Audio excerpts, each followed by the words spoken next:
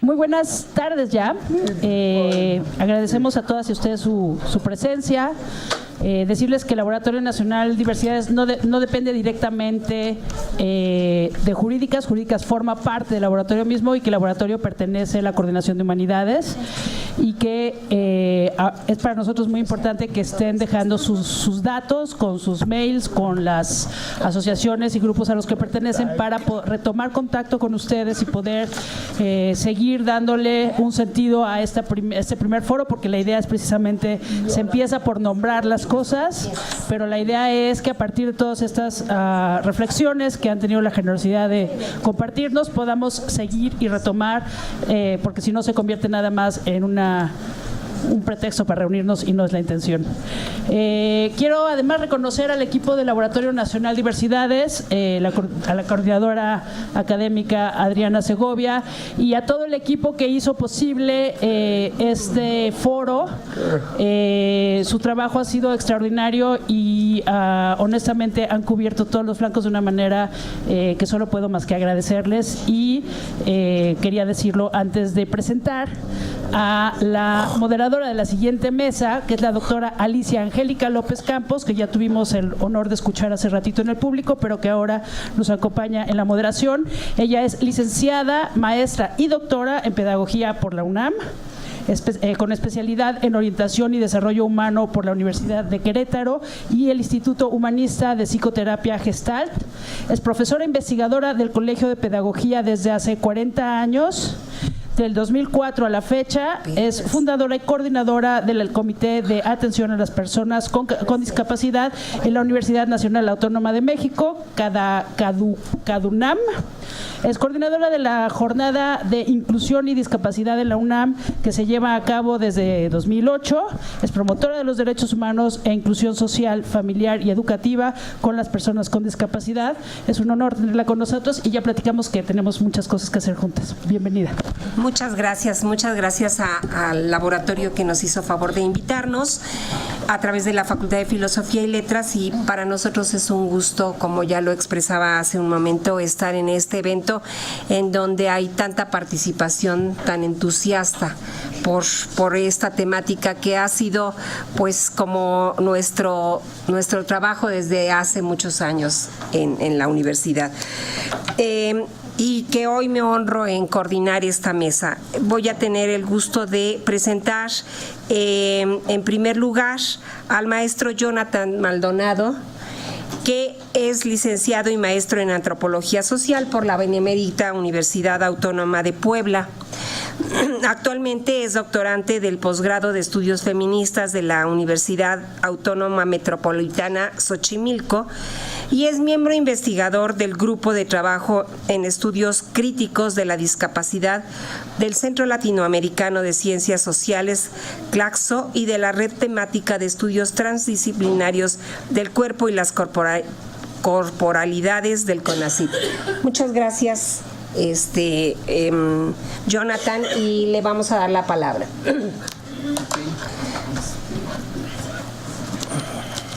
Es con ¿verdad? Sí. Hola, buenas tardes.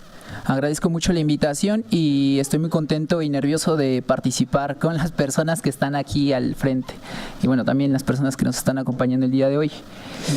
Bueno, me gustaría comenzar con esto.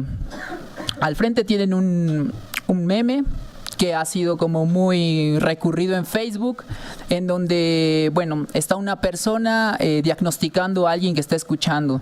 Entonces dice el primer diálogo: la película es en inglés, quítala. Responde: ¿tiene subtítulos? Vuelve a comentar: pero no puedo leer y ver al mismo tiempo. Entonces esta persona, que le hace algo así como de psicólogo, psiquiatra, escribe en su libreta retraso mental. Bueno, me parece que para hablar del tema de la discapacidad es sobre todo un punto importante apelar a la injuria capacitista. Entonces, el día de hoy me voy a centrar en eso, en un poco ver cómo se da esta cuestión del insulto y precisamente qué es el capacitismo en este campo que me parece importante de los estudios de la discapacidad, porque como lo diría Fiona Kumari Campbell, en los estudios de la discapacidad no solamente se tiene que estudiar la discapacidad, sino también el capacitismo. Y bueno, por ejemplo, esta interpelación humillante. La palabra discapacidad es asociada con algún estigma corporal. Por ejemplo, tartamudo, lisiado, retrasado, cojo, manco, tuerto, enano, tullido. Todas estas palabras no solamente enuncian una palabra como tal, sino también que designan una idea de una morfología. Y en eso pues me voy a ir centrando ahora. Retoma Judith Butler con la siguiente cita: el insulto siempre involucra la existencia material de los cuerpos. Bueno, esta presentación la divido sobre todo en dos partes, en dos desplazamientos como los he nombrado. En primer lugar, lo titulo de la política de representación a la política de la articulación. Y en segundo lugar, la injuria capacitista, que bueno, ahora lo debatiremos, pero me parece que esta idea de la diversidad funcional a la discapacidad, pues trataré de argumentar el por qué pues, asumo que es importante seguir hablando de discapacidad. Bueno, en primer lugar, de la política de representación a la política de la articulación. ¿Quién habla por? Y bueno, aquí quiero poner esta cuestión del conocimiento situado precisamente para decirles pues de dónde yo estoy hablando, ¿no? Bueno, el interés académico por los estudios de la discapacidad aparece en el momento de situar la experiencia de ser padre de una niña con 12 años diagnosticada con trisomía 21. A lo largo de este tiempo he caído en cuenta de las exigencias corporales que deben ser cumplidas para que un cuerpo sea visto y tratado como normal. He presenciado cuando han llamado a mi hija retrasada por el ritmo de su aprendizaje o mongólica por su apariencia. También cuando la distinguen del resto diciéndole niña especial o persona con capacidades diferentes. Incluso hay distintas miradas que recaen sobre ella cuando caminamos por la calle. Algunas las ignoro y otras tantas resultan un fastidio. No obstante, ¿a quién ha preocupado la vivencia reiterativa de estos acontecimientos? ¿A mi hija o a mí? De cierta forma, los efectos de la normalización aparecieron en mi vida. Así comprendí que yo mismo estaba en la encrucijada de las ficciones que crea y tropecé con la discapacidad en varios de sus bordes culturales. Algunas veces preguntan sobre el grado de inteligencia de mi hija, sobre el proyecto de vida que tengo para ella, si le voy a permitir tener pareja, si me gustaría que viviera de forma independiente o si deseo que sea madre algún día. Pues todo esto me ha llevado a ver esta situación, ¿no?, de la política de representación y quién habla por. Evito responder en la mayoría de ocasiones, aunque no siempre lo logro. Esto resulta complicado y abrumador porque me vuelvo el portavoz oficial que nunca eligió. El trasfondo de los encuentros sigue una cierta lógica. ¿Te gustaría que tu hija tuviera síndrome de Down? ¿Te sientes defraudado por la hija que tienes? ¿No te incomoda que sea una persona con discapacidad intelectual? ¿Qué pasa si alguna vez se consigue un novio? ¿Qué pasa si alguna vez es deseada? ¿Qué haría si alguna vez desea? ¿Cómo afrontará su interés para decidir sobre su propia vida? Sin duda, constantemente me atraviesan las inquietudes sobre la condición de mi hija e intento tomar conciencia de la experiencia que originan. Bueno, esta primera parte precisamente me parece importante pues enunciarla porque enmarca pues el interés que tengo epistemológicamente por los estudios de la discapacidad. Y entonces un poco en esta cuestión de la política de representación y en esta pregunta fantástica que es ¿quién habla por?, la retomo sobre todo del texto de La promesa de los monstruos de Donna Haraway, en donde ella en muchas otras cosas que hace es preguntarse pues quién habla por la tierra, quién habla por el feto y estas cuestiones que pues se nos da mucho a hacer, ¿no? O sea, los pro vida hablan por el feto y el feto ni siquiera es una vida. Pensemos en esos términos, ¿no? Entonces aquí me parece importante precisamente hablar de esta situación. Para contar esta historia debemos desconfiar tanto de la naturaleza como de la sociedad y resistir los imperativos a ellas asociados para representar al otro, para reflejarlo, darle voz o actuar como sus ventrílocos. Y esto me parece importante porque creo que sin duda tenemos que ver en esta política de la representación y quién habla por, en dónde están situadas las personas con discapacidad. Entonces, aquí hago un como mapa muy pues dice anoche, ¿no? Pensando también un poco en esta situación que estoy trabajando en el doctorado y que es preliminar y que no está terminado. Entonces dije, bueno, ¿cómo lo pongo en una pantalla? Pues así. Entonces, del lado izquierdo pongo una carita, ¿no? Y las letras P, C, D, haciendo referencia a personas con discapacidad, y precisamente una barra en donde dice política de representación. Y en esa política de representación aparece la clínica, aparece el juzgado, aparece la familia, aparecen los medios de comunicación, aparecen los urbanistas, aparece la academia, aparece la escuela y aparece el activismo, ¿no? En donde pareciera que esta política de representación, esta idea de quién habla por, pues pareciera que no está precisamente tomando en cuenta a las personas con discapacidad, porque siempre se está hablando por ellas. Me parece importante por eso enunciar esta política de la representación, y que en algún determinado momento en la narrativa que les conté sobre mi hija, yo podría estar en este lado de la familia, ¿no? Hablando siempre por ella. Y es una cuestión que quiero problematizar. Y precisamente no solamente la política de representación se queda como en este sector externo, sino que me parece que también dentro de las personas con discapacidad hay una estratificación importante de nombrar, como por ejemplo la condición económica, la cuestión de género, la edad y esta idea de la escala de capacidad intelectual, donde me pareciera que también algunas personas con discapacidad acaban hablando por otras. Y eso me parece sumamente importante, porque parte importante del trabajo de doctorado que estoy haciendo, que tiene que ver con sexualidad y síndrome de Down, es recuperar la experiencia directamente de personas con discapacidad, pero sobre todo ponerla en relación sobre la idea de toma de decisiones, que me parecen sumamente importantes precisamente en esta cuestión, en quién representa a y quién habla por. Y bueno, ahora hablo de la política de articulación y también muestro un mapa pues muy preliminar respecto a cómo lo estoy pues imaginando, ¿no? Pongo en el centro a las personas con discapacidad y a todos estos actores que aparecen, como lo mostraba en la diapositiva anterior, alrededor, pero no los muestro de manera independiente, sino que siempre están conectadas, ¿no? Siempre están jugando esta cuestión de precisamente, bueno, ahora que estamos aquí presentes hablando de qué término o qué tiene que ver con ese término, cuál es el trasfondo y todo esto, pues no solamente están personas con discapacidad, sino que también hay gentes desde activismo, desde la academia, gente que tiene que ver con experiencias propias de familias, y eso me parece importante también de decirlo, ¿no? Entonces pienso que esta política de articulación pues tiene que ver con todos estos cruces que precisamente van de un lado al otro, y que precisamente son esto, me parece que lo importante, ver cómo la diferencia no aparece cuando la nombramos en sí, sino cómo aparece a través de esas articulaciones, y cómo en esas articulaciones siempre hay un juego de poder en el cual pues tiene que ser enunciado y problematizado, porque me parece que en este mapa que pongo, pues algunas instituciones, algunas personas tienen más palabra que otras, por así decirlo, ¿no? Entonces aquí sería importante ver cómo juega esa situación y precisamente ver de qué manera podríamos articular esa política. Y bueno, acá también es que no logro ver allá. Listo.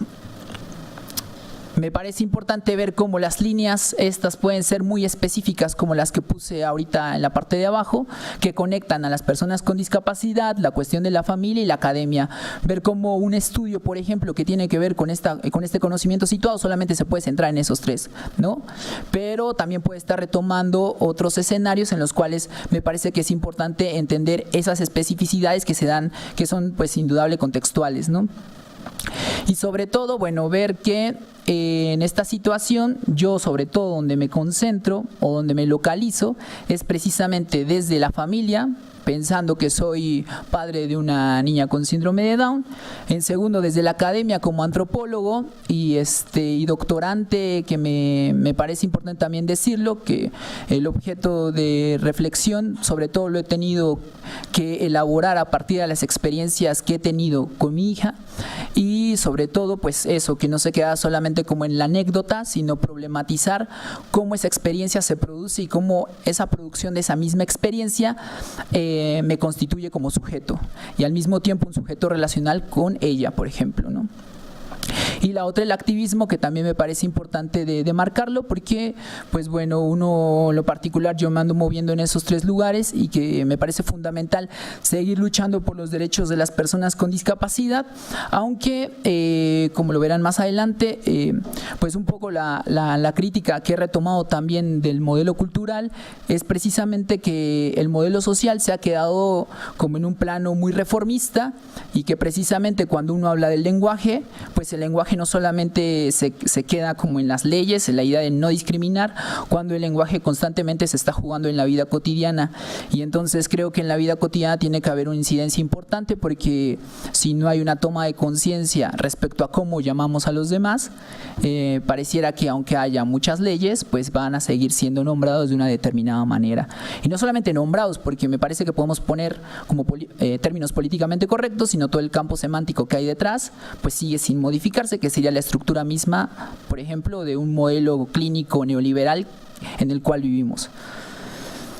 Y bueno, también esta parte me parece importante tomar un análisis interseccional de todas estas cuestiones, porque no solamente el capacitismo, como lo expondré ahora, juega cuando hablamos de discapacidad, sino que también el sexismo, la homofobia, el clasismo y el etarismo están jugando en toda esta articulación.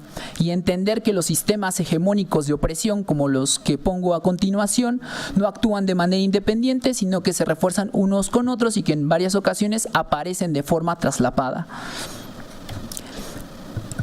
Bueno, esto es lo que hace la articulación. Siempre es una práctica no inocente, impugnable. Los lazos sociales no se establecen de una vez y para siempre. Aquí no hay ventriloquía. La articulación es un producto y puede fallar. Todos los cuerpos importan cognitiva, emocional y políticamente.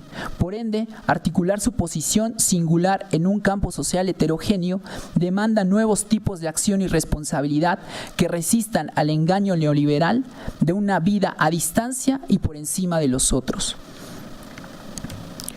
Y bueno, ahora paso al segundo tema, que es la injuria capacitista de la diversidad funcional a la discapacidad.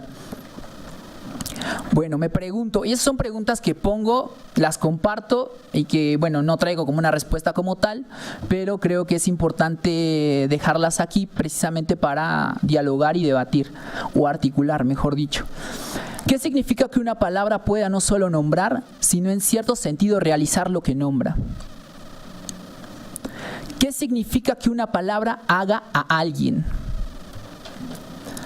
¿Qué significa que un cuerpo pueda ser hecho por una palabra? Yo me centro en el modelo cultural de la discapacidad. Antes que aceptar un modelo social que entiende la discapacidad como discriminación sobre la base de una deficiencia dada previamente, sigo la crítica de la teoría Kripp. Y cuando nombro teoría Kripp, igual habría que detenernos más para hablar de esto, no hay tiempo, pero lo podemos hacer en la ronda de preguntas. Pero la teoría Kripp básicamente tiene una genealogía feminista y queer. Entonces me parece que es importante sobre todo rescatar aquí la cuestión de la epistemología corporal, que sostiene que la discapacidad se motiva parcialmente como un efecto de la historia del capacitismo, que sus fronteras y significaciones se producen corporalmente a lo largo del tiempo, no solo al servicio de sino también al servicio de la integridad corporal obligatoria. Es por eso que a mí me ha interesado a través de estos años centrarme sobre todo en la experiencia, en las prácticas y en los afectos, en ese devenir corporal del sujeto. Y hablando en estos términos, me gustaría también decir que, por ejemplo, la cuestión afectiva es sumamente importante, porque me parece que la injuria capacitista sobre todo trata de capturar al colectivo de personas con discapacidad en la vergüenza, y me parece que hay una articulación importante sobre la política afectiva del orgullo, en donde no necesariamente necesariamente tiene que haber una negación de cierto estigma, sino hay un autor muy interesante que me parece a mí, que se llama Leo Bersani, en donde dice que creo que hay una potencia también muy grande en abrazarlos y precisamente reinterpretar lo que puede ser, por ejemplo, la palabra tullido. Y traigo algunos ejemplos. Por ejemplo, Juan el Inmortal. Cuando yo empecé a tomar conciencia del tema de la discapacidad, me vino a la mente un compañero que iba conmigo en la secundaria, que le decían el Inmortal, pero se llamaba Juan, ¿no? Entonces, cuando me reuní con mis compañeros de secundaria, pues la inquietud como que estaba brincándome constantemente y le dije a uno, oye, ¿sabes por qué a Juan le decían el Inmortal? Y me dice, ¿a poco no sabías? Y le digo, no. Me dice, ¿te acuerdas que utilizaba muletas? Y tenía una pierna más corta que la otra. Y le digo, ajá. Me dice, bueno, le decíamos el Inmortal porque sabíamos que nunca iba a estirar la pata, ¿no? Bueno, esto tiene que ver con esta cuestión capacitista que precisamente gira en el entorno, ¿no? Luego la siguiente. Del lado izquierdo tenemos el símbolo que está en los estacionamientos de una persona, bueno, de una persona, un muñequito, ¿no? Que está como representando la cuestión del silla de ruedas, y por otro lado, una máquina en donde está pasando una tarjeta de crédito. Y aquí rescato el siguiente testimonio que compartió una compañera que se llama Marifer Montoya, en un evento en Facebook que organizamos una compañera que se llama Paula Marina, de Argentina, y bueno, yo, que se llama Más Arte Menos Capacitismo, en donde ella pues menciona lo siguiente. Inválida, me llamaron. Disculpe, volteé a ver a la persona que me llamó así. Sí, tú inválida, volvió a decir. Molesta, miré y en tono de sarcasmo respondí. Para su conocimiento, inválida solo las tarjetas de crédito. Si se refiere a mí, me llamo Fernanda. Y bueno, el otro es un testimonio que precisamente rescato de un grupo de discusión que tuve hace ya 2 años, en donde, bueno, una de las cosas importantes era ver cómo se daba el diagnóstico del síndrome de Down, ¿no? Entonces lo narro. El doctor entró. Yo sentía muchos nervios porque sabía que algo estaba mal con mi hija. Yo le notaba la cara rara, sacaba mucho la lengua. Sus ojos me hacían verle extraño. Entonces me dice, tu hija tiene trisomía 21. Y yo puse una cara de, ¿qué es eso? Le pregunto, doctor, ¿qué es eso de la trisomía? Él me empieza a explicar lo del cromosoma extra y no sé qué tanta cosa. No le entendí. Le pregunto, ¿se le va a quitar? Me responde, no señora, es permanente. Le contesto, bueno, pero dígame qué es, qué tiene, no lo entiendo. Señora, su hija tiene síndrome de Down. A mí medio me sonó eso, pero seguía sin comprender. Yo quería saber qué es lo que le deparaba a mi hija.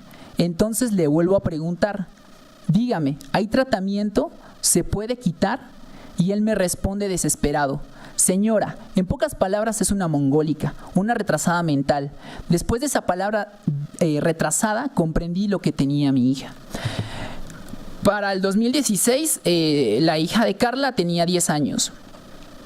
Entonces, cuando rastreamos, por ejemplo, estas palabras que subrayo, por ejemplo, trisomía 21, síndrome de Down, mongólica, retrasada mental, pues ahí vemos una discontinuidad, como lo comentaban hace rato, con esta cuestión de la historia, ¿no? Pensando un poco en la genealogía del propio sujeto con síndrome de Down, que precisamente el último diagnóstico que se le da es un diagnóstico psiquiátrico colonialista que John Langdon Down nombró en 1856 y que en el 2006 sigue vigente, ¿no?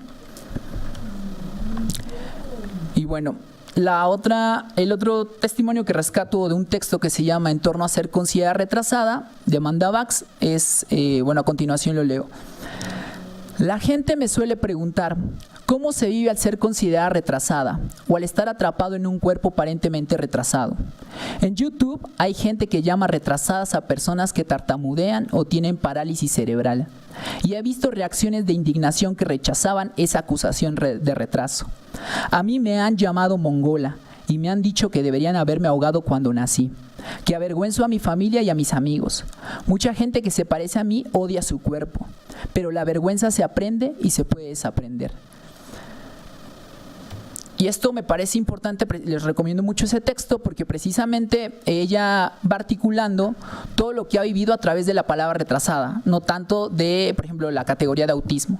Entonces va retomando todas las relaciones sociales que ha tenido en la escuela, en el hospital y sobre todo la cuestión afectiva que le ha dado esa palabra. Y ella dice, yo no estoy en desacuerdo que me digan retrasada. Tardé 25 años en aprender a sonarme la nariz. En lo que yo estoy en contra es que utilicen retrasada como sinónimo de idiota para insultar a alguien. Y bueno, me parece que estos ejemplos que les acabo de comentar forman esto que he llamado cultura capacitista. Se refiere a la creación de significados históricamente designados con los que una determinada sociedad dispone para evaluar, tratar, nombrar a la discapacidad bajo una supuesta inferioridad de atributos físicos, mentales y emocionales, y así justificar su exclusión o exterminio estructural. Y podrán decir que quizás sea como un poco, ¿cómo les podré decir? Como radical cuando pongo exterminio, pero ustedes pueden revisar todas las tecnologías de optimización que se hacen a través de diagnósticos prenatales, la farmacéutica, etcétera, etcétera, etcétera, que buscan o por un lado corregir el error de antes del nacimiento o por otro lado ya nacidos los buscan optimizar. Entonces, bueno, podríamos hablar más de eso, pero no lo voy a hacer. Y bueno, ahora esta relación que me parece sumamente importante, que es cuerpo, discapacidad y capacitismo. Pongo una imagen y le invito a que lo hagan, abran la boca, saquen la lengua y empiecen a hacer círculos con su lengua sobre sus labios. Háganlo, háganlo, háganlo. Ahora invito a que lo hagan por la nariz.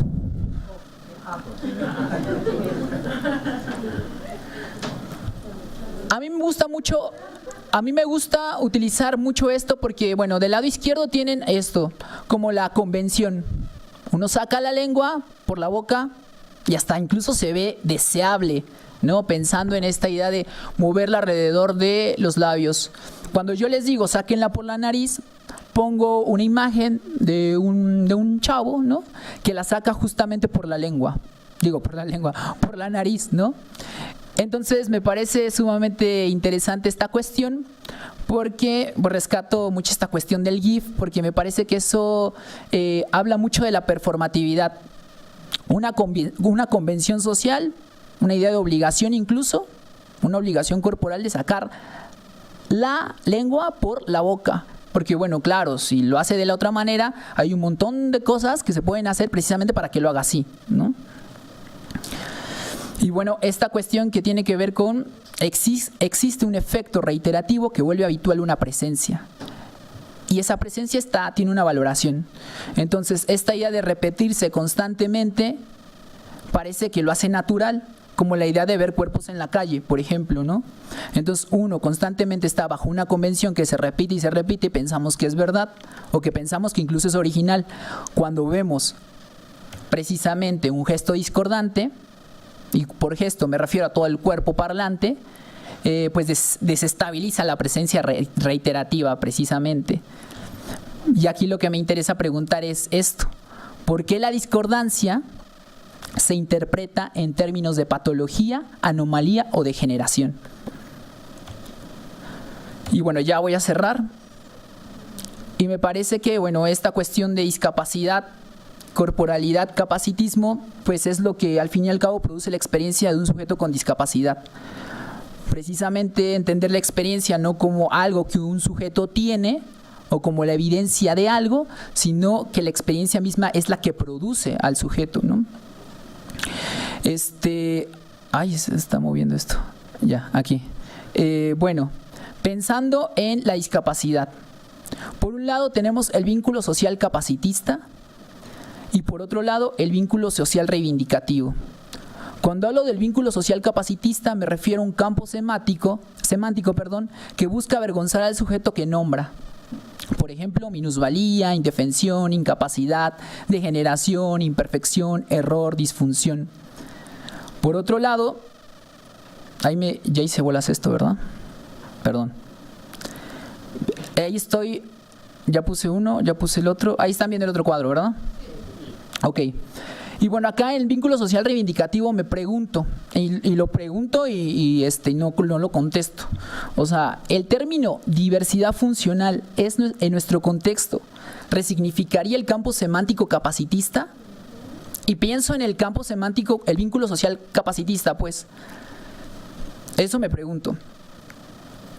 Y por otro lado, en el cuadro de en medio, pongo que la discapacidad también es desafiar la forma tradicional del cuerpo ideal, sin esencia ni morfología ni funcionamiento correcto. Idealismos que instauran las fronteras de lo humano con otros existentes y nos impide armar una ecología entre todo lo que vive. Les recomiendo mucho leer a Leonor Silvestri, que precisamente escribe desde cuestión que tiene que ver con feminismo, discapacidad, y que precisamente me parece sumamente importante rescatar la discapacidad como esto, como un gesto discordante que precisamente pone en jaque esa ficción que llamamos integridad corporal. Porque me parece que uno siempre vive en la ficción de que hay cuerpos sin discapacidad y cuerpos con discapacidad. Y me parece que esa ficción es precisamente la que constantemente está creando el GIF de la lengua que sacamos precisamente por la boca, ¿no? Y lo vemos tan habitual, pero tan habitual que lo creemos que es natural.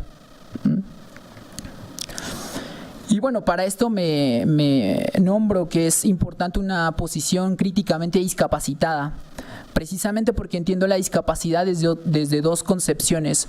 Por un lado, la discapacidad vista como precariedad, y por otro lado, la discapacidad vista como precariedad. Y esto lo retomo precisamente de una filósofa que se llama Judith Butler. Judith Butler, cuando habla de esta distinción entre precariedad y precariedad, hace alusión a dos cosas. En primera, la precariedad vista como una condición compartida entre todos los seres humanos. Todos nuestros cuerpos son precarios, frágiles, dependientes y constantemente expuestos. Precariedad precisamente tiene que ver con una condición políticamente inducida, en donde ciertas poblaciones aparecen precisamente desde una minusvalía.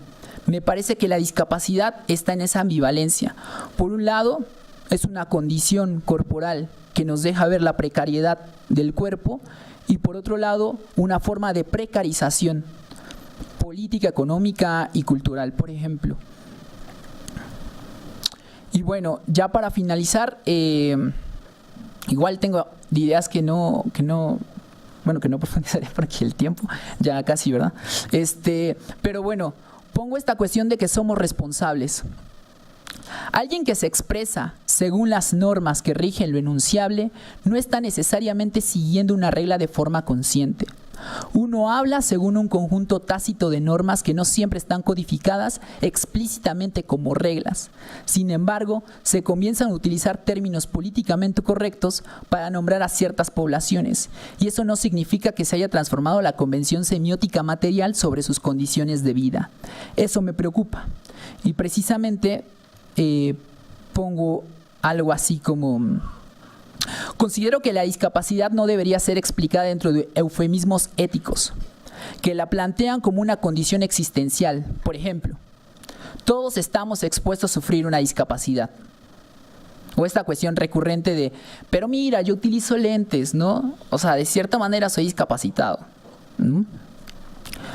Todos, o esta cuestión de, todos de alguna u otra manera vivimos con capacidades diferentes.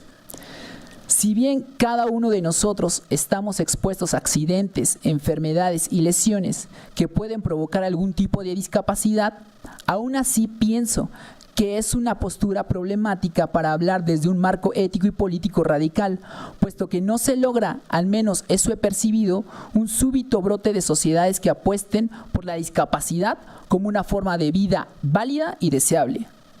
Por el contrario, ese eufemismo ético es lo que banaliza y encubre diferentes actos de violencia y desigualdad estructural. Y bueno, sí entiendo de dónde viene como la genealogía de diversidad funcional, pero me parece que en un contexto con esta vinculación capacitista, pareciera que en este contexto en el que vivimos, diversidad funcional pareciera también sinónimo de capacidades diferentes. Pensando un poco en la idea de la capacidad del cuerpo, que no todos tenemos la misma capacidad y que el cuerpo también desde una lógica bastante instrumentalista funciona de manera distinta. Y la otra cuestión es que la diferencia viene a ser parte también de la diversidad. Y hay que entender que no por nombrar la diversidad y nombrar la diferencia, uno está desestructurando las lógicas de desigualdad social. Y bueno, me quedo ahí. Muchas gracias. Creo que Jonathan nos deja muchos elementos para reflexionar acerca de todo este cambio de términos, que no solamente es cambiar de términos de manera fácil y rápida por una modalidad, sino implica muchas cosas. Creo que la experiencia de Jonathan, en donde nos habla desde su perspectiva como padre de familia y todo lo que ha enfrentado a lo largo de estos años que ha tenido la oportunidad de vincularse con las personas con discapacidad, nos deja muchos aspectos importantes. Todos queremos hablar de manera correcta, pero no es tan fácil tener un término que determine, sino es ser conscientes de toda esta historicidad de lo que ha sido, cómo ha sido concebida la discapacidad y todo lo que ello implica. Y tampoco es tener una orientación por una nueva terminología, si no se concibe y se analiza en el fondo lo que esto trae para poder realizar estos cambios. Muchas gracias, Jonathan.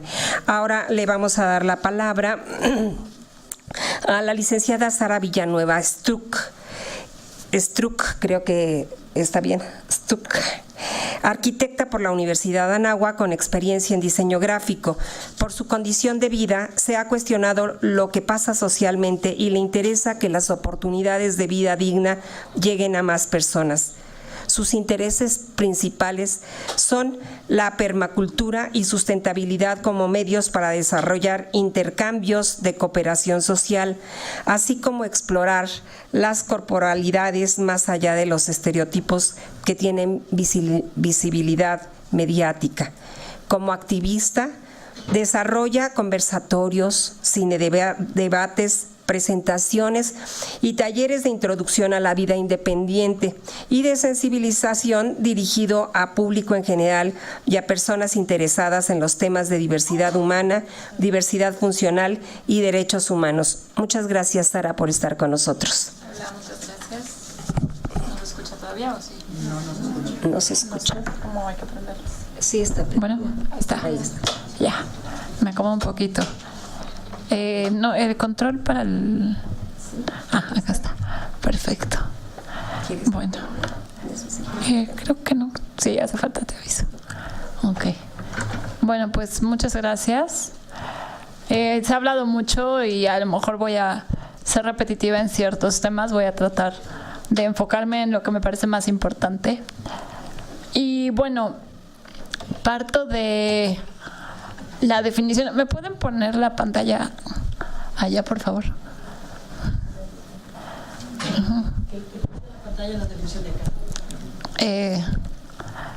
Bueno, voy a empezar hablando del término discapacidad.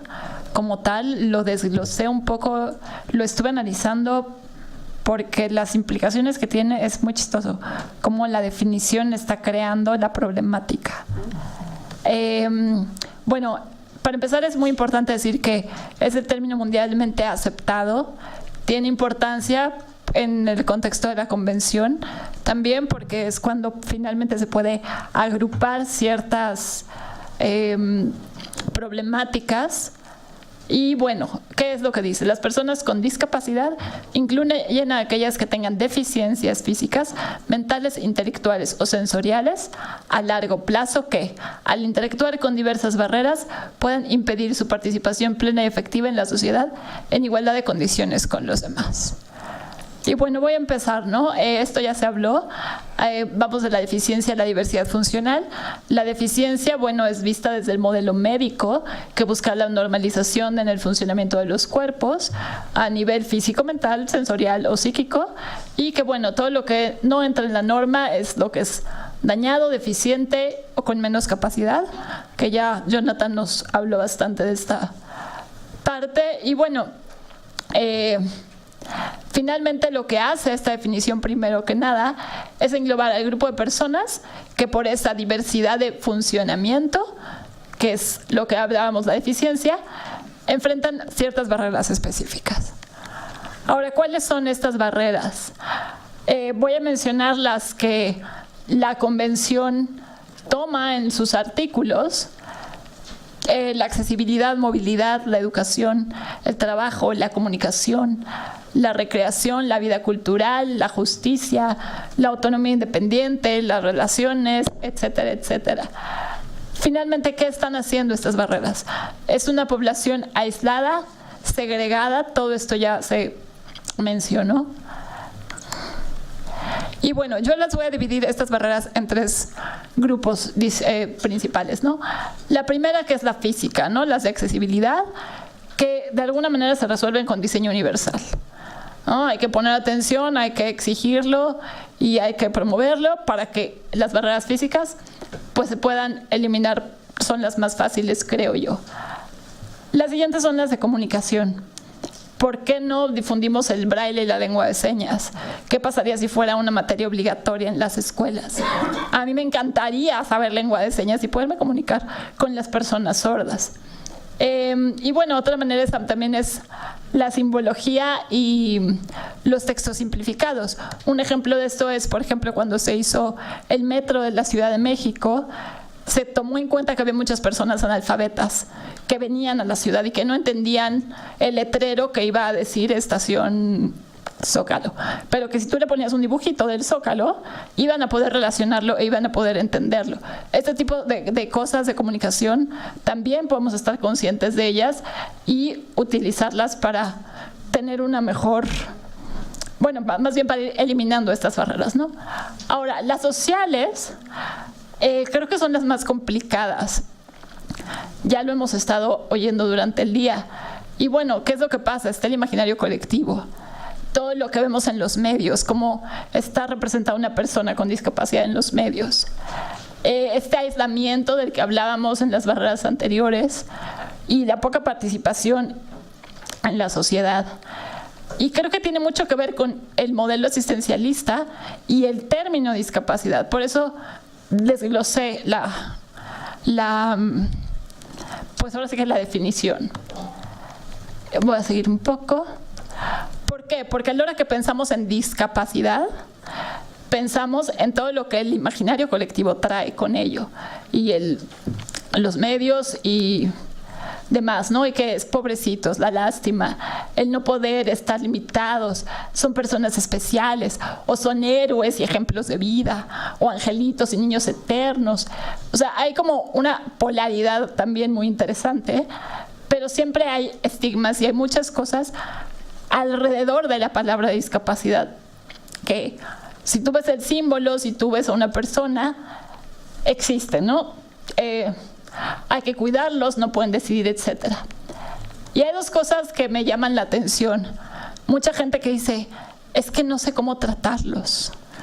Y lo que nos venimos a preguntar hoy, ¿cómo les decimos? Y aquí el tema es eso, el vernos como otros, ellos, esas personas, las personas con discapacidad y las demás. Y la definición lo incluye, ¿no? Impedir que participen como las demás. Estamos reivindicando todo el tiempo esta separación y tenemos que tomar conciencia de ello. No podemos hablar de una sociedad con igualdad de condiciones cuando al mencionar la palabra discapacidad hacemos a un lado, como si no fuéramos personas, a las personas que entramos en esa categoría, como si fuera algo que no debería ser. Y eso también ya lo mencionó Enrique, ya lo mencionó Jonathan, ¿no? ¿Por qué se hace indeseable la discapacidad? Creo que esa es una pregunta que nos tenemos que llevar y analizarla y trabajar en ella. Finalmente somos todos, ¿no? Aunque a Jonathan no le gusta, pues finalmente para allá vamos, ¿no? O sea, nos vamos a hacer viejos. Puede haber un accidente y de ahí venimos también, ¿no? Tú tienes un bebé, lo llevas en la carreola que al final es un vehículo y un bebé no sabe leer tampoco, y no por el hecho de que no sepa leer lo vas a tratar diferente. Y están también los niños, ¿no? Yo me pregunto por qué no hay baños para niños también en todos los lugares públicos. Y en los camiones, ¿por qué no les ponen unos asientitos? Que eso incluiría también a la comunidad de talla baja, ¿no? Y es esa pregunta, ¿qué tiene de malo? ¿Qué tiene de malo tener discapacidad? ¿Por qué le estamos poniendo por qué lo estamos rechazando? ¿No? Enrique decía, la persona que tiene discapacidad siente que siempre falla, nunca cumple porque, pues ni modo, nunca voy a poder pararme a lo mejor, ¿no? Pero igual puedo hacer mi vida. Y eso es lo que tenemos que cambiar a nivel social, a nivel de el imaginario colectivo. Tenemos que buscar la manera de hacer entender a la mayoría de la población que no es malo, que simplemente es y que existe.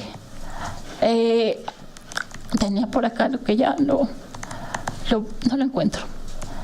Pero bueno, no importa. Creo que yo me vi corta en tiempo, pero así está bien porque compenso con los demás, ¿no?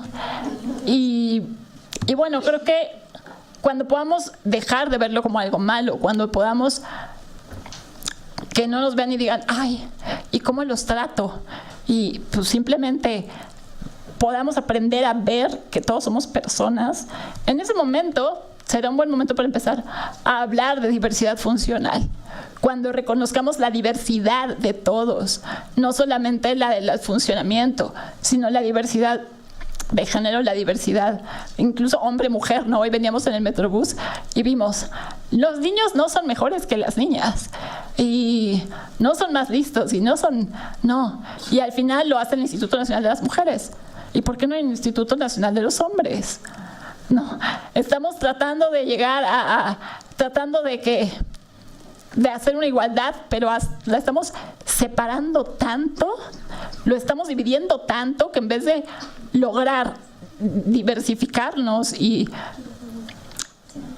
hacer una mejor sociedad, la estamos dividiendo, ¿no? ¿Qué le veo de bueno al término diversidad funcional? Bueno, eso, ¿no? Que habla de la diversidad y que está libre de las implicaciones que ya están asociadas al término de discapacidad. Pero como mencionaban antes, no sirve de nada empezar a decir diversidad funcional si no entendemos antes que somos personas y que la discapacidad, pues, es eso que molesta a las personas. Eso que no lo tenemos nosotros, sino que incomoda y que no saben qué hacer con ello. Y para eso, pues, es un trabajo, creo que es social, político, que no sé ni por dónde empezar, ni si me toca a mí o le toca a alguien más, pero lo pongo en la mesa. Muchas gracias. Sara, muchas gracias.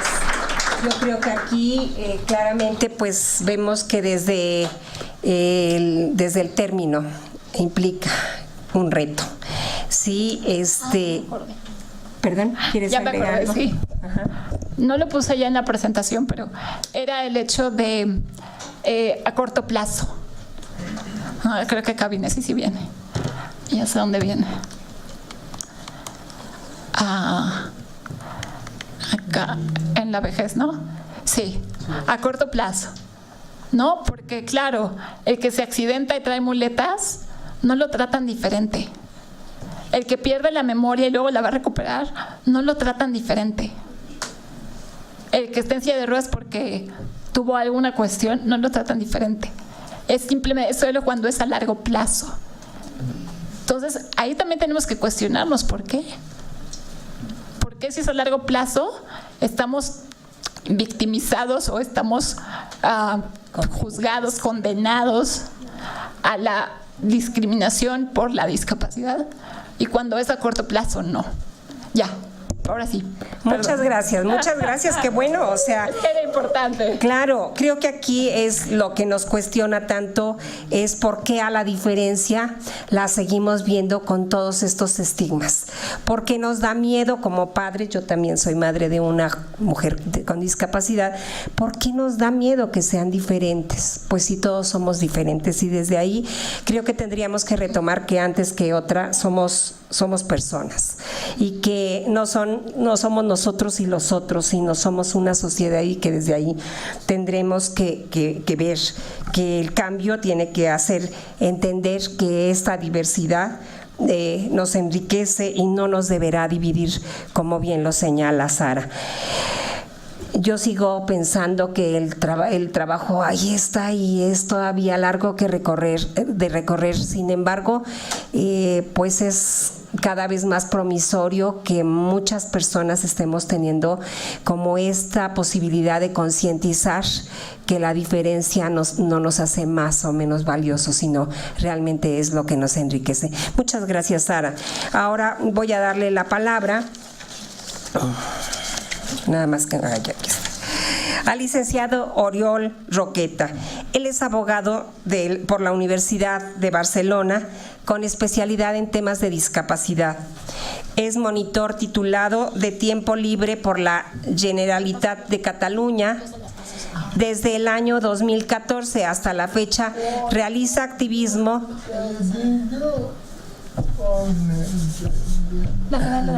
Sigo leyendo, perdón. Realiza activismo en pro de los derechos sexuales de personas con discapacidad funcional con la asociación civil Yes We Fuck. Como Sara Oriol, desarrolla conversatorios, cine debate, presentaciones y talleres de introducción a la vida independiente y de sensibilización dirigido a público en general y a personas interesadas en los temas de diversidad humana, diversidad funcional y derechos humanos. Muchas gracias, Oriol, bienvenido. Gracias. Oye, qué difícil me lo habéis puesto. He tenido que cambiar la presentación mil veces porque todo hasta el último todo lo habéis dicho.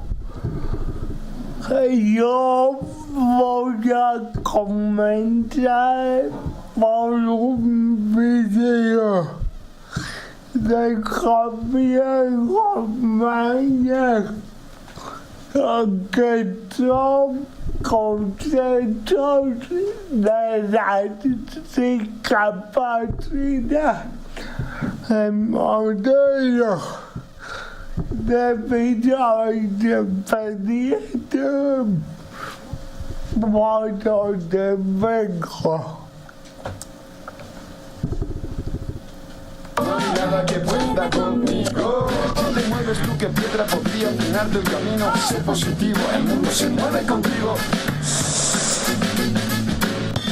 El filósofo y escritor Javier Romanach nos descubre su visión sobre el mundo de la diversidad funcional. ¿Qué somos? ¿Discapacitados? ¿Diversos? Se lo voy a preguntar a un gran amigo, Javier Romanach. Javier, eres pensador, escritor, activista por derechos humanos, y siempre que hablo contigo hablamos de la misma pregunta. Espero que hoy por fin me resuelvas qué somos, personas con discapacidad o diversos funcionales.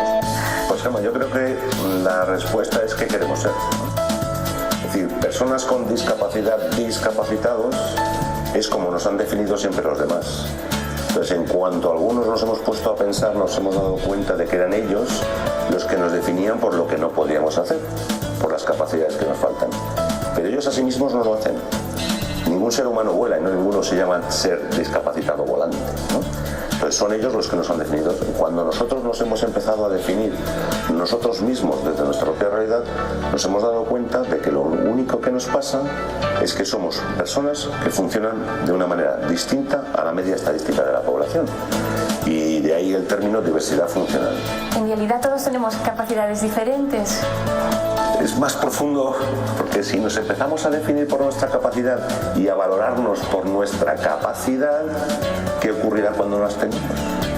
¿Qué ocurrirá cuando tengamos Alzheimer? ¿Qué ocurrirá con las personas que parece que no tienen ninguna capacidad? Entonces, huimos de la valoración de la persona por su capacidad porque no creemos que sea lo relevante para un ser humano. Lo relevante para un ser humano es simplemente ser humano. Y las vidas de todos los seres humanos deberían valer lo mismo. Y todas las personas, independientemente de su diversidad, deberían tener los mismos derechos en esta sociedad. Totalmente de acuerdo, Javier. La piedra angular un poco de todo tu contenido, de toda tu filosofía es la libertad. Bueno, libertad es una especie de acrónimo que resume toda la filosofía que hemos desarrollado estos años, ¿no? Que es dignidad y libertad en la diversidad.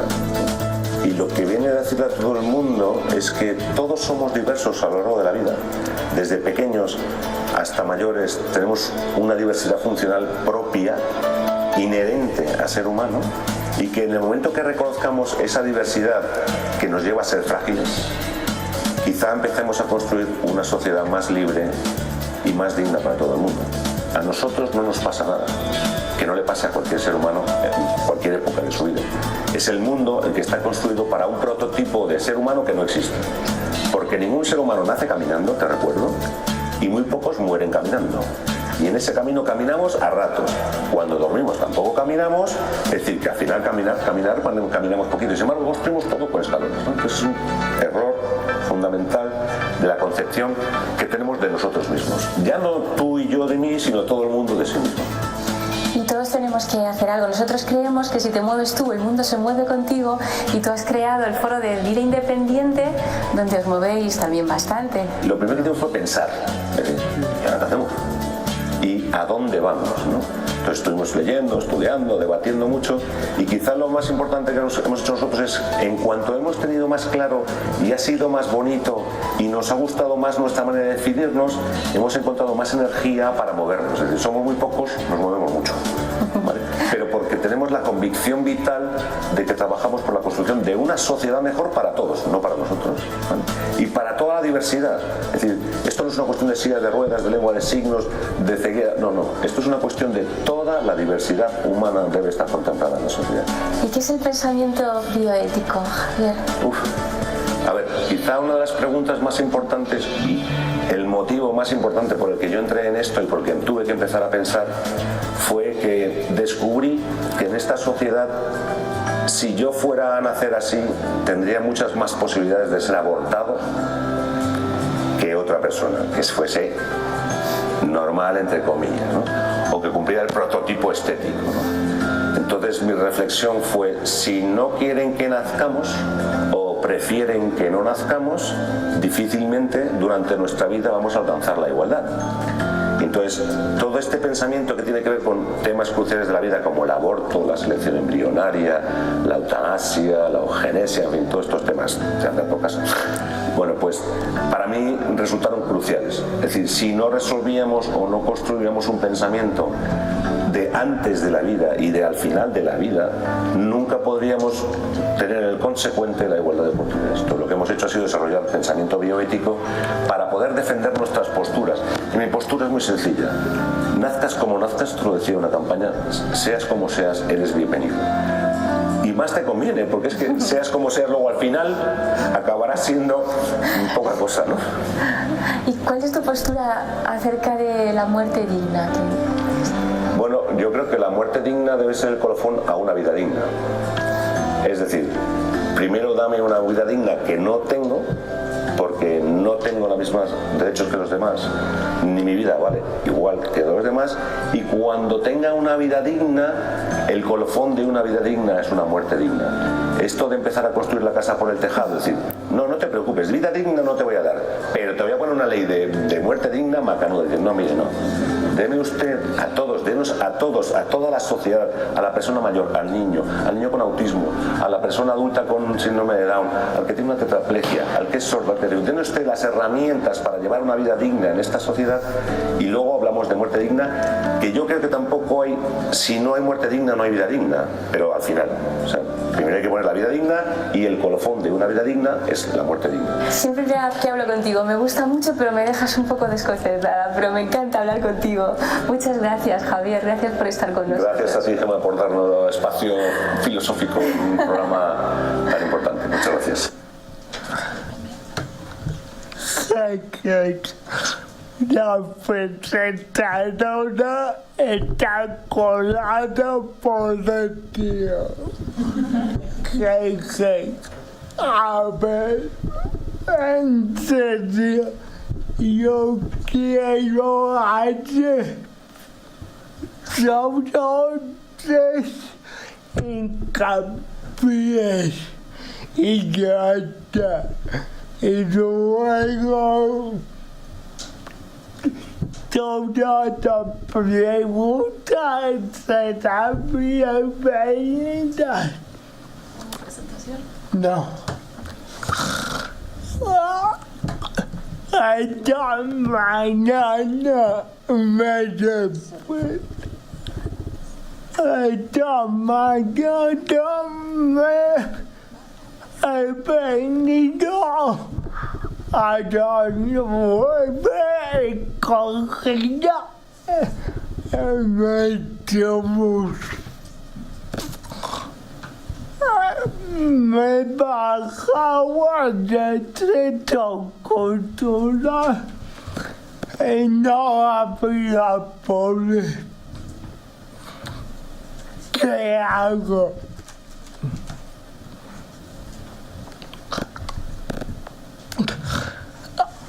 Casi he venido con el teatro. Después de levantarme media hora o una hora antes de la hora. Eso que quiere decir que hago está mal en la sociedad. Llámame persona con discapacidad, persona con diversidad funciona, o persona como Sara Loando, porque persona con para mí es una etiqueta. Punto. Yo quiero hacer mi vida.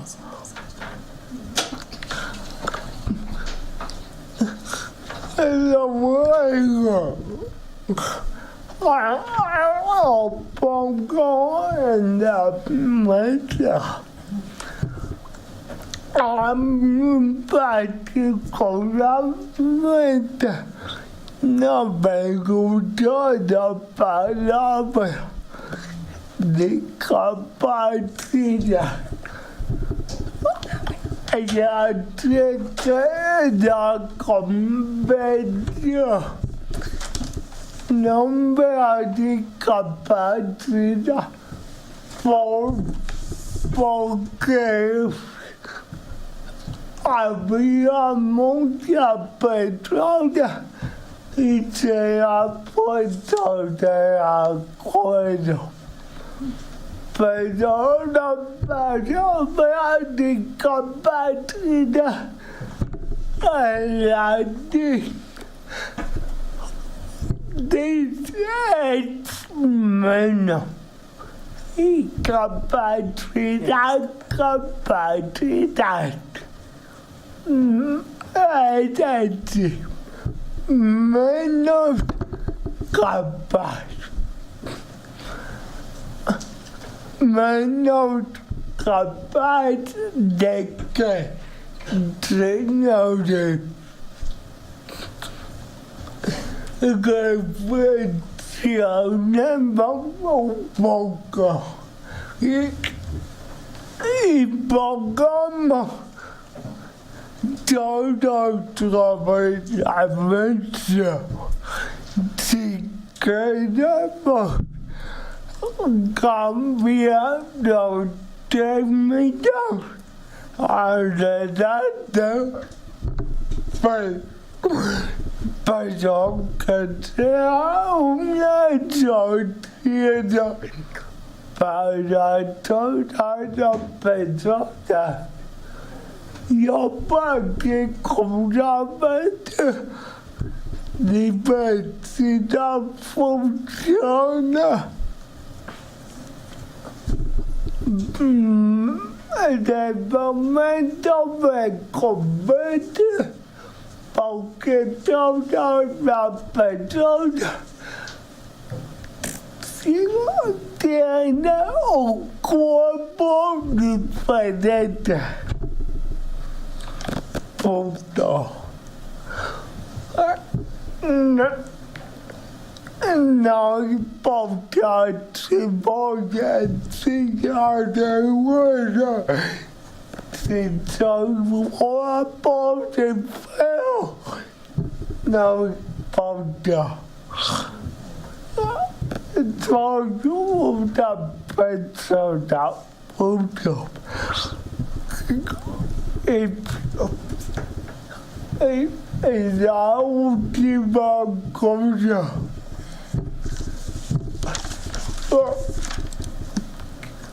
que realmente este foro sirva para pensar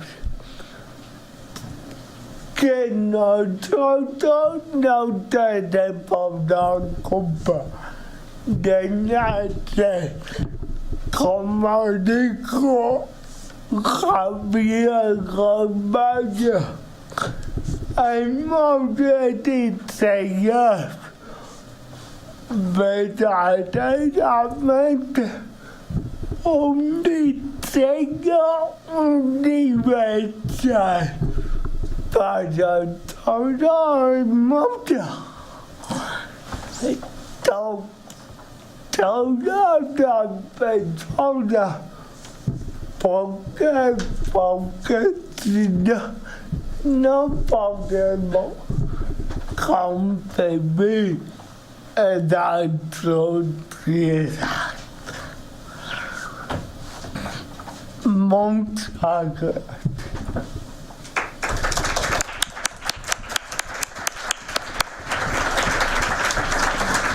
Muchas gracias, Oriol. Creo que Oriol nos deja ver, pues, desde esta experiencia que tiene en el Metrobús, en donde se da cuenta que no hay quien lo apoye y que, pues, es una violación a su derecho para moverse de manera adecuada.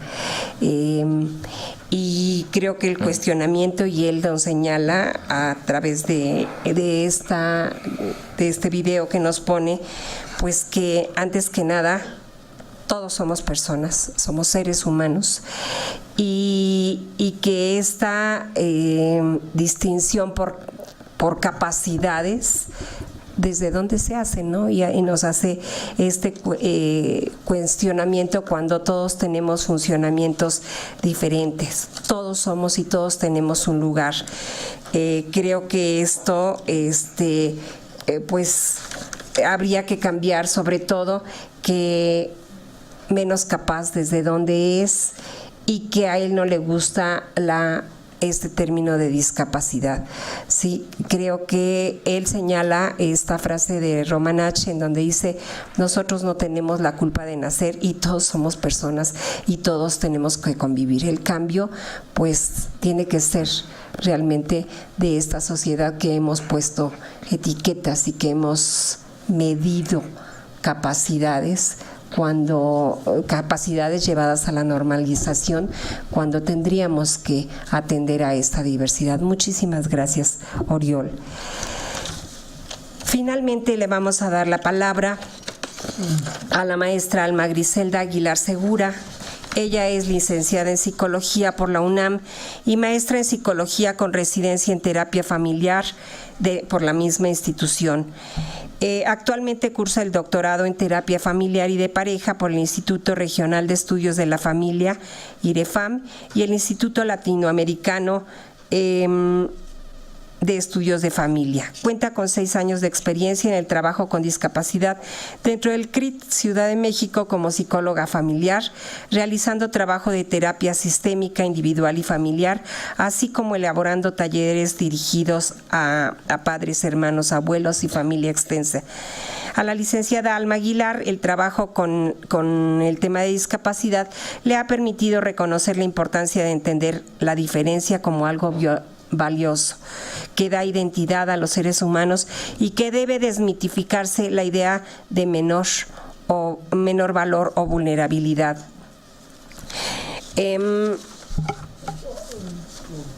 Pues creo que eso sería, ¿verdad?, lo que nos permite conocer un poco de la trayectoria de Alma, a quien le damos la bienvenida. Muchas gracias por estar con nosotros y le damos la palabra. Sí, claro que sí. Voy a tomar en cuenta. Bueno, buenas tardes. Creo que cerrar pues no es tan sencillo siempre, pero bueno, trataré de hacerlo de la mejor forma. Muchas gracias a todos, de verdad. Y bueno, creo que soy la única que está como a nivel, hablando o va a hablar a nivel institucional. Entonces, un poco lo que yo les quiero presentar va a ir como dividido en 2 partes. Una es como el trabajo meramente institucional y la otra parte es como el cómo yo me posiciono dentro de ese trabajo institucional también. Entonces, un poco para contextualizar, de manera muy general, yo quiero compartirles pues el cómo se trabaja dentro del CRIT, dentro del Teletón.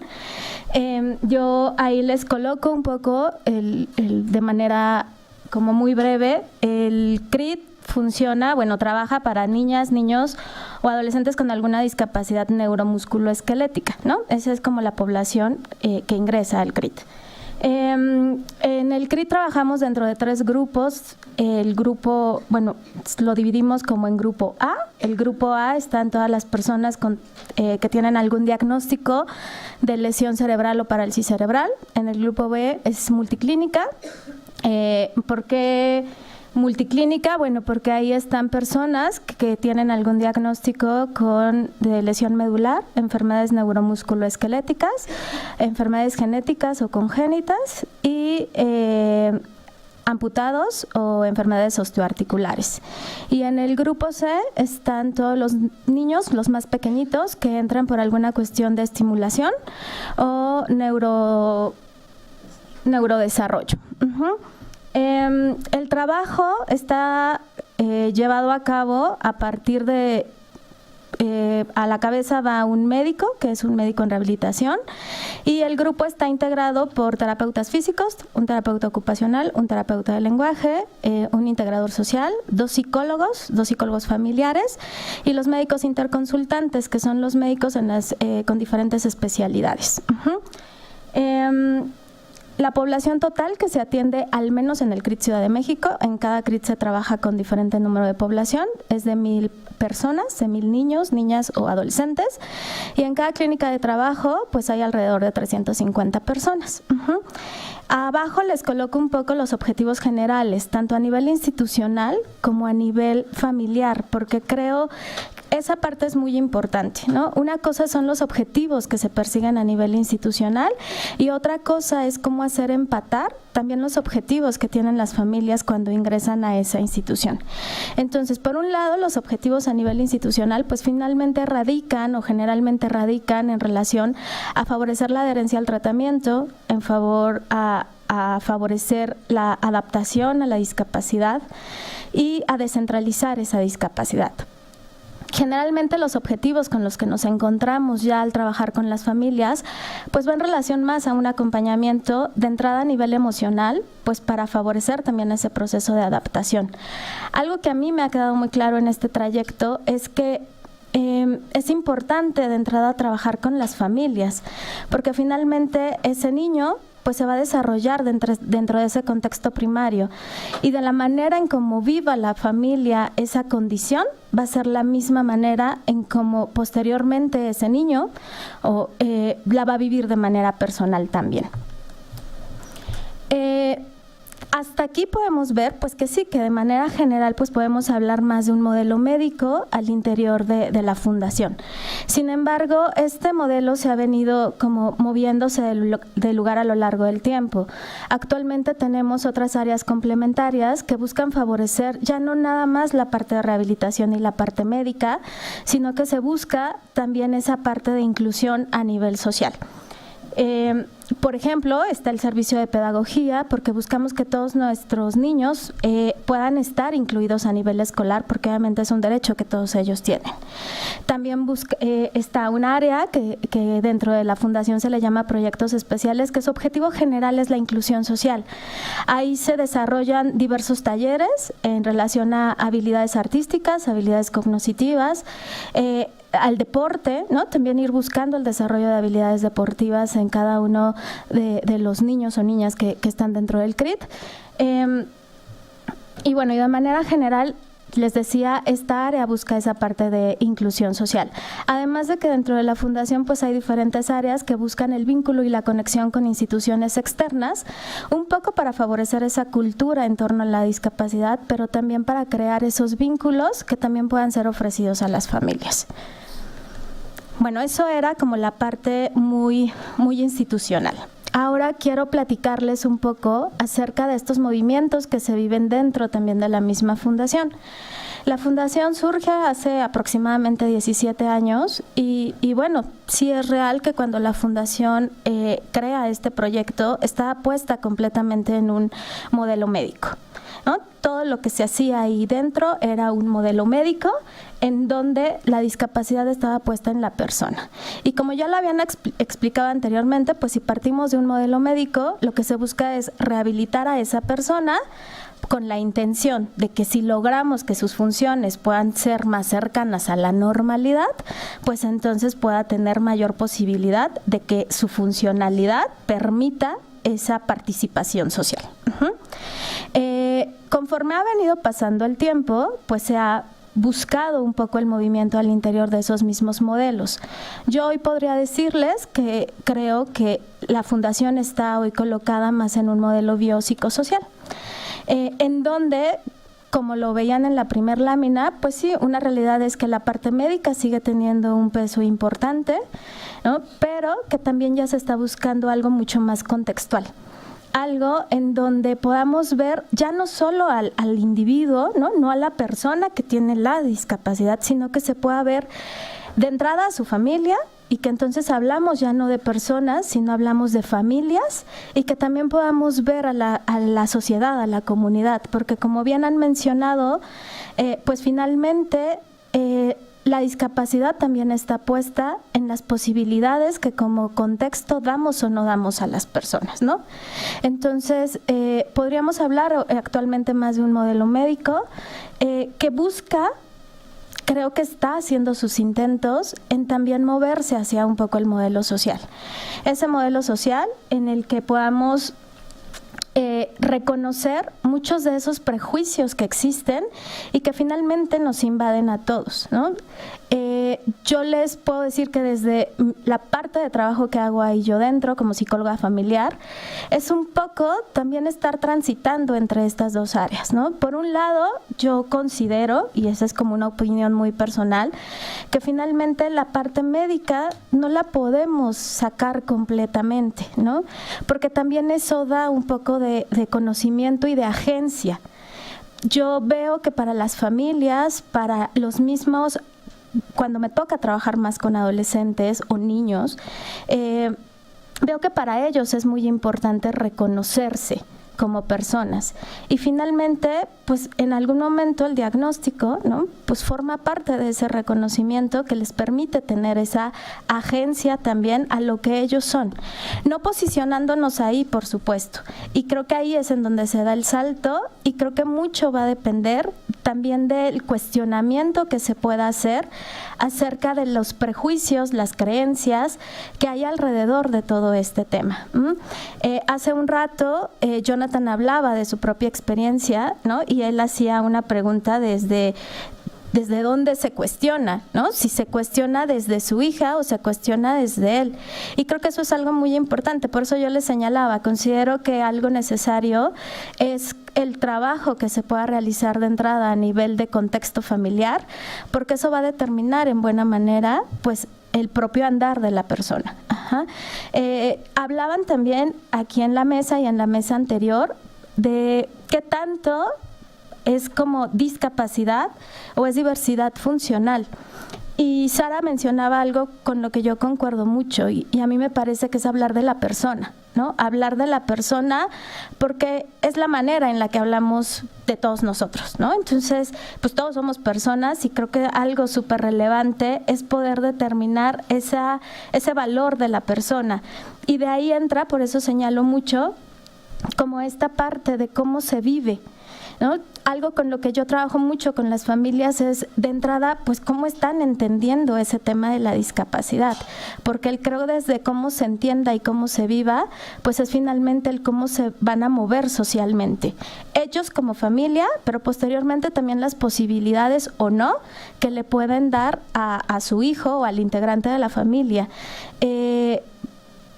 Entonces, desde ahí creo que es mi postura en este momento, en donde creo que no puedo salir yo completamente de esta parte más médica, pero creo que finalmente sí tenemos una labor muy importante en relación a cómo se está proyectando esto hacia afuera, en el nivel de inclusión y cómo vamos favoreciendo esa inclusión en todos los contextos, el contexto escolar, el contexto social, el contexto familiar, porque cuando hablo de familia no solo pienso en la familia nuclear, pienso en la familia extensa y pienso en el lugar que tiene esa familia dentro de su propia comunidad o dentro de su propia sociedad.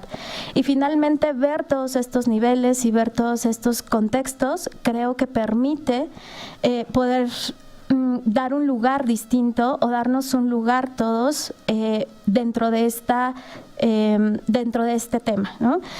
Yo partiría entonces, pues ni siquiera hablamos de familias con discapacidad, hablamos de una sociedad que esto es un tema que le pertenece, que nos pertenece, y creo que todos somos agentes en donde tenemos muchas cosas que poder trabajar y que poder dar y que poder hacer para que finalmente yo pensaría, creo que sería muy bueno llegar a algún momento en el que no tuviéramos que discutir cómo nombrar, sino que simplemente pues, pudiéramos funcionar todos en armonía y que todos tuvieran un lugar dentro de todo este mundo.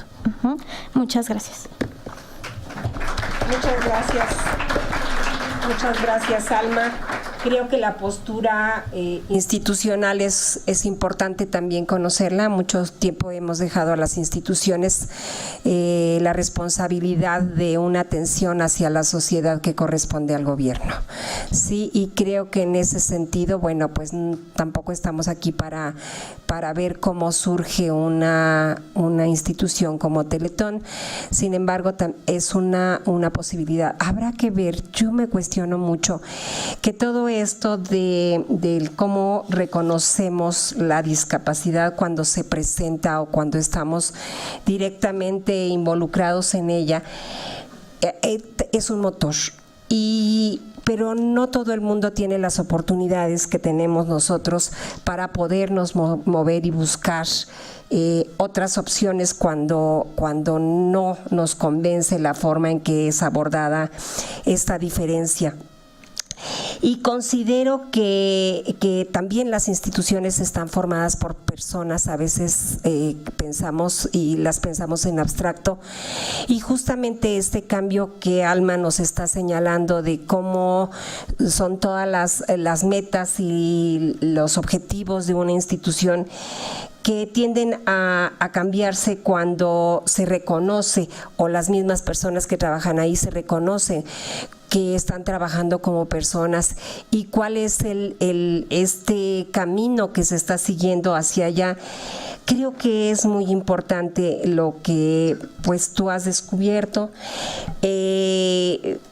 que eres un agente de cambio y que en ese sentido el tema de derechos tiene que estar a partir de las propias personas, no desde la parte legal, sino como esta familia que va a hacer transformaciones en todo lo que tiene como opciones. Las opciones no son iguales, también tendríamos que ver, las opciones de las familias no son iguales.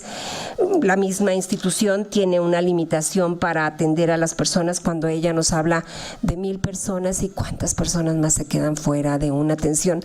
Por eso reitero que tendría que ser de nuestro propio gobierno. Pero bueno, aquí está la propuesta, la presentación de Alma, que nos permite darnos cuenta socialmente cómo se aborda esta temática. Muchísimas gracias, Alma. Muchas gracias a todos nuestros integrantes de esta mesa, y ahora vamos a dar la posibilidad de que haya preguntas e intercambio con todos ustedes. Aquí hay una y aquí hay otra, ¿sí?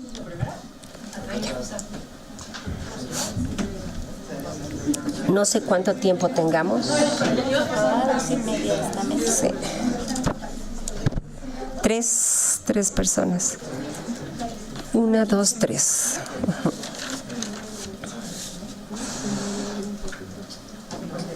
Bueno, sí. ¿Ya? Bueno. Hola, buenas tardes. Felicidades a toda la mesa. Muchas gracias por haber organizado este evento tan importante, a todos. Doctora, gracias. La pregunta va lanzada a todos, también a la moderadora, por supuesto, y tal vez pensaba un poco en Jonathan. Hemos estado hablando ahorita de diversidad, de discapacidad, de otros aspectos, pero incluso de deficiencia.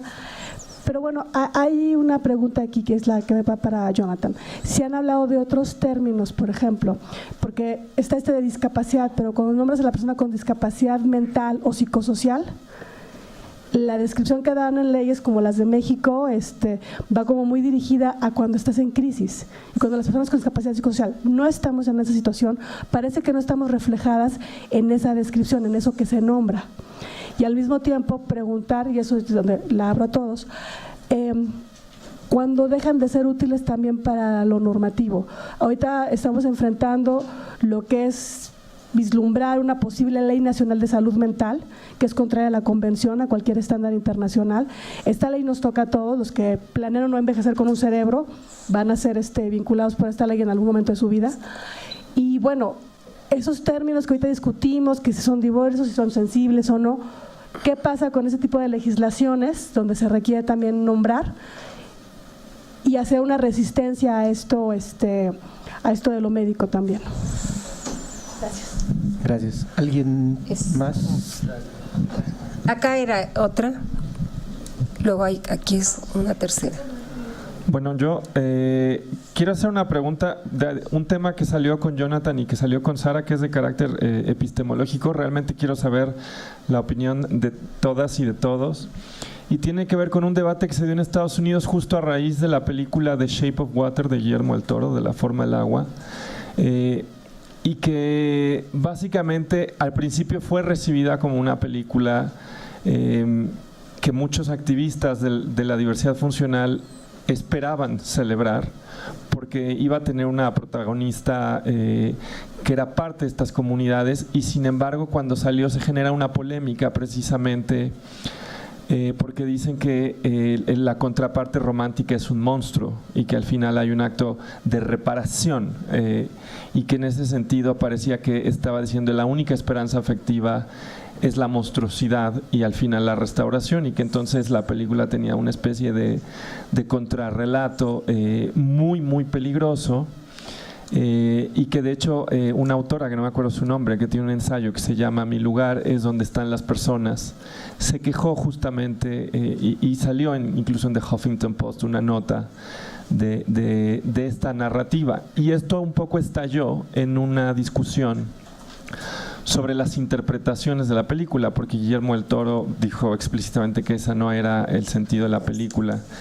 Y básicamente la pregunta que quiero hacer es que se generó en foros tanto en Estados Unidos como en México una discusión acerca de a quién le toca interpretar esta película, porque lo que empezó a ocurrir es que hubo voces aliadas, no necesariamente voces desde la diversidad funcional, sino voces aliadas que empezaron a decir que solo le tocaba a las voces de la diversidad funcional el tener el derecho a interpretar la película.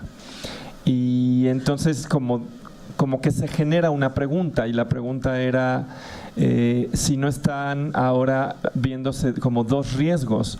Si históricamente estaba el silenciamiento, ahora parece que también se puede caer un poco en una suerte de condescendencia, y el debate en Estados Unidos lo plasmaban un poco así, entre el caribdis del silencio y la escila de la condescendencia.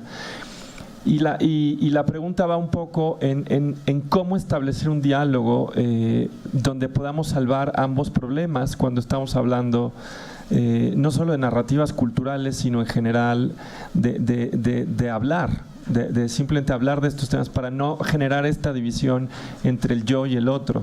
Y un poco esa es la pregunta. Yo creo que usted. ¿Alguien más? No sé. Acá había Enrique, había y presente. Bueno, pero está una y luego bueno, enhorabuena, Jonathan, por lo que has puesto sobre la mesa, también porque metes una discusión muy rica al tema de la discapacidad y sobre todo a quienes la abordamos y pensamos desde posicionamientos no tradicionales. Creo que tú estás abriendo un camino en este aspecto en el cual podemos dialogar. Y la reflexión que me queda de la diversidad funcional o discapacidad, bueno, la dejo abierta a la mesa. ¿Hasta qué punto el término diversidad funcional cubriría todo esto que yo nos expuso? Un contexto social, político, económico, cultural, lingüístico, en contextos como el mexicano, en el cual la discapacidad no nada más es o se tiene que ver desde, digamos, la cuestión de la persona y los derechos, sino un contexto que es demasiado rico, ¿no? En el cual entra también la cuestión indígena, entra también de una u otra manera el tema del narcotráfico y la violencia que se ha generado en el país durante los últimos años, y que las personas que a veces estudiamos la discapacidad o en los foros en los cuales se toca el tema no se abre esta perspectiva, ¿no? ¿Hasta qué punto el término diversidad funcional lograría también explicarnos la cuestión colonizadora, ¿no? Mencionabas, Jonathan, estas dos bueno, nada más voy a tomar dos, los discursos jurídicos y médicos, ¿no? Que al final de cuentas colonizan los cuerpos de las personas. En el caso de la discapacidad creo que todavía sigue siendo latente. En cuestión de términos o en cuestiones epistemológicas, ¿hasta qué punto también la diversidad funcional no vendría siendo otra propuesta epistemológica que colonialista, que no resuelva las dudas que tiene el tema de discapacidad en México? Entonces, no sé, yo lo veo de manera peligroso, cambiar rápido de un término a otro, porque el término discapacidad engloba infinidad de cuestiones que son parte de este contexto. Gracias. Aquí hay una. Yo me quedé pensando mucho en lo que decías de la película de Shape of Water. No es la primera vez que sucede. Cuando pasó Mi pie izquierdo también pasó, cuando Rain Man también pasó, cuando hubo otra película, no me acuerdo, hubo otra película y a mí básicamente lo que me indigna es que la persona que hizo el papel de muda no tenía ningún tipo de discapacidad. Por tanto, no representa a la comunidad, pero está padre que se cuestione como la imagen que se está dando al exterior. Pero yo la crítica que hice es justamente una persona que no tiene ningún tipo de discapacidad está siendo laureada por representar a alguien que no es.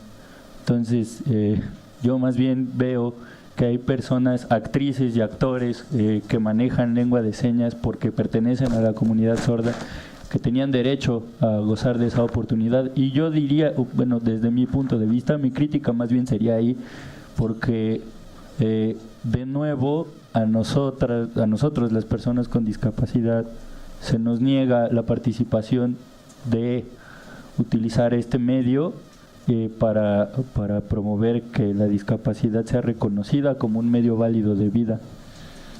Si usan un monstruo para hablar de amor, pues todos somos monstruos al final del día, ¿no? Y creo que las personas que han cometido más monstruosidades son personas que no tienen ningún tipo de discapacidad. Entonces, pues mi postura es más bien ¿por qué no se reivindica a la persona con discapacidad como alguien capaz de hacer un ejercicio actoral representando a su propia comunidad? Había una última pregunta. Gracias. Nada más, siguiendo lo que ya Víctor puso en la mesa, me parece que también sería importante reflexionar sobre, decían que un poco el término crea la problemática, ¿no? La discusión sobre cómo nombrar crea la problemática, y yo me quedé pensando, no sé si crea la problemática o más bien muestra, ¿no?, la problemática que no es de la diversidad, discapacidad, etcétera, sino una problemática de la condición humana, que es en términos de relacionarse con el otro punto, ¿no?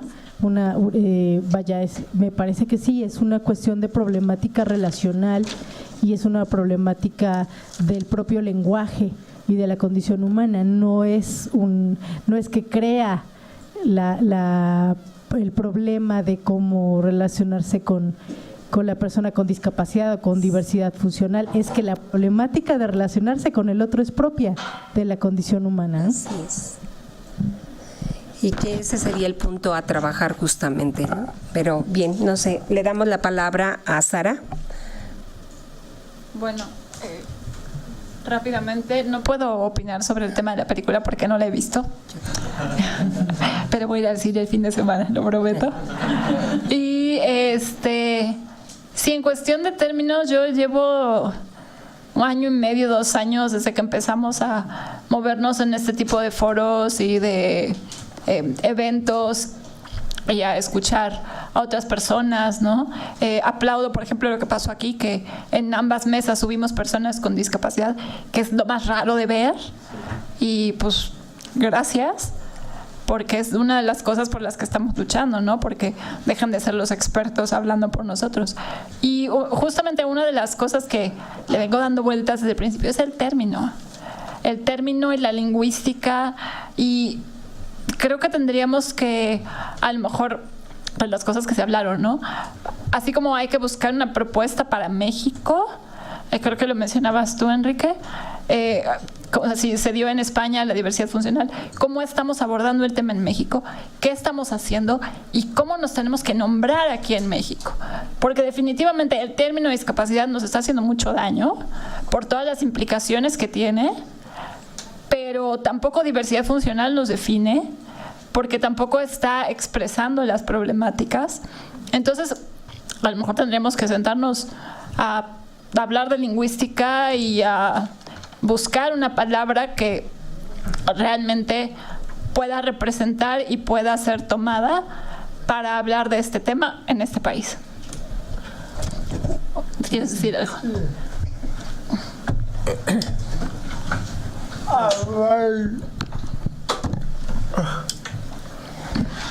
No es una condición humana, sino es una diversidad humana. Pasamos de esta palabra y todo lo otro se está construyendo. Estamos bien que en México no se considera diversidad funcional. Lo único que estoy poniendo en una aquí es la palabra discapacidad. que en México lo tienen muy agregado.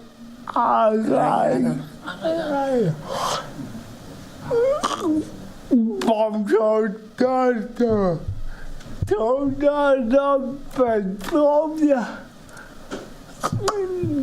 somos diversas humanas, como habla Jonathan, Sara y Emma.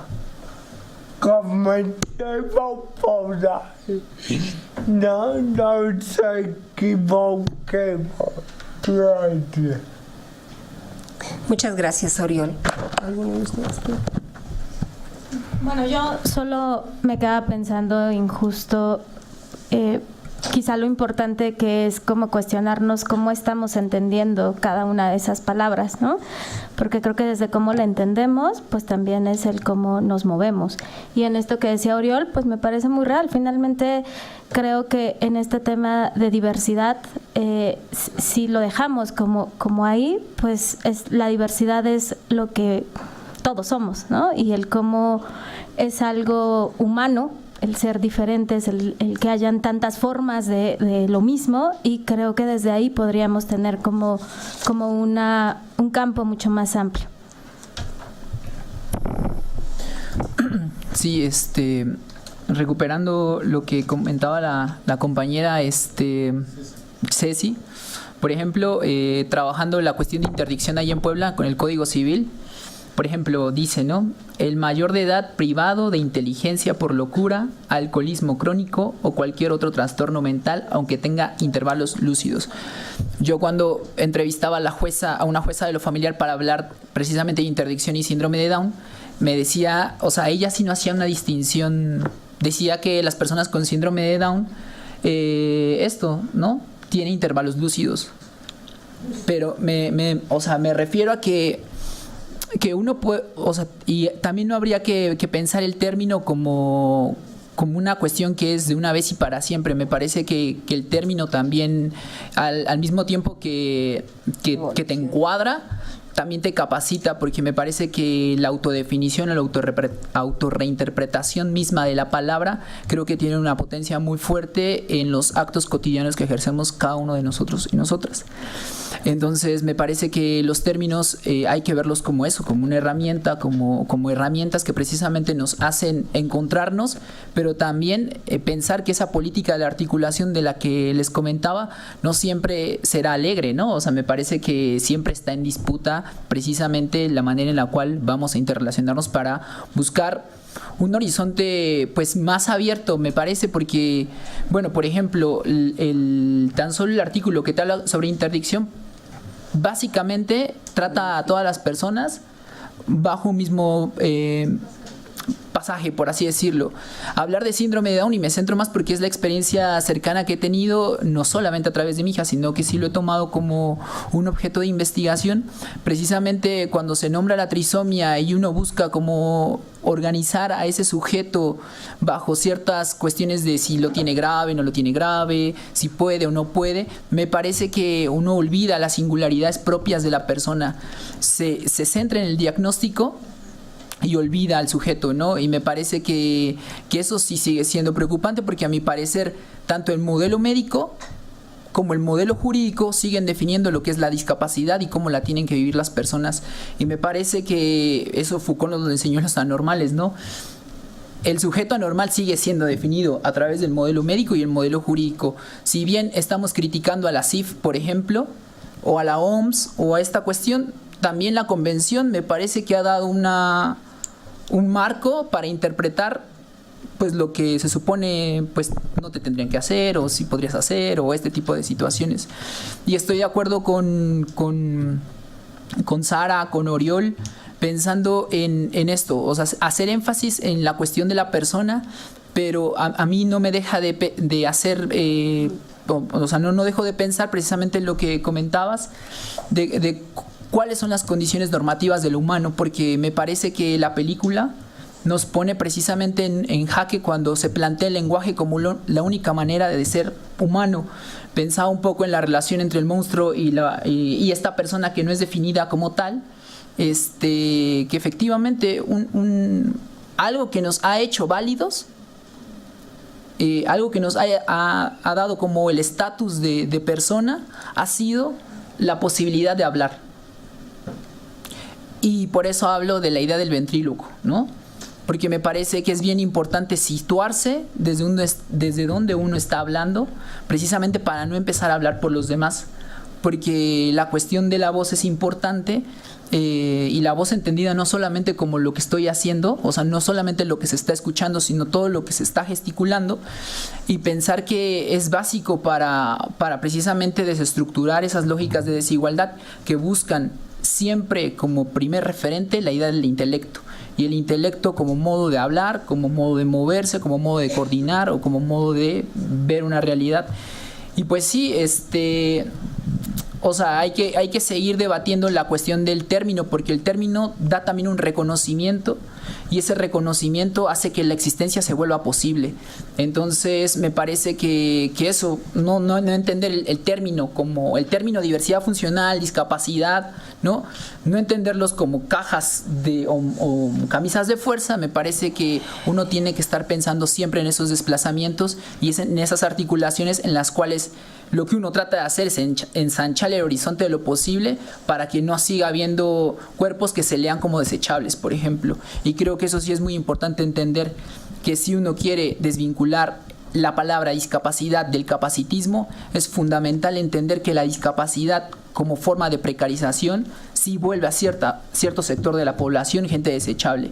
Y uno hay que entenderlo a través de estas lógicas estructurales que parten de una racionalidad neoliberal, en donde precisamente se ponen como fundamentos la idea de autosuficiencia y competencia, y a partir de eso se declara si el sujeto es o no eficiente, ¿no? Y pensar que esas lógicas neoliberales nos están atravesando a todas las personas, ¿no? Pues muchísimas gracias. Creo que aquí quedan muchos puntos que reflexionar, muchas cosas, que esta situación de este cuestionamiento de cómo utilizamos un término u otro no es tan sencillo como hablar de una cosa o de la otra. El cuestionamiento es en cuanto a esta mirada de la capacidad, o a la mirada de la etiqueta, o a la mirada desde los que se sienten especialistas, sino justamente tiene que ser con esta presencia de los seres humanos, y esta presencia de las personas con discapacidad como personas, como seres humanos.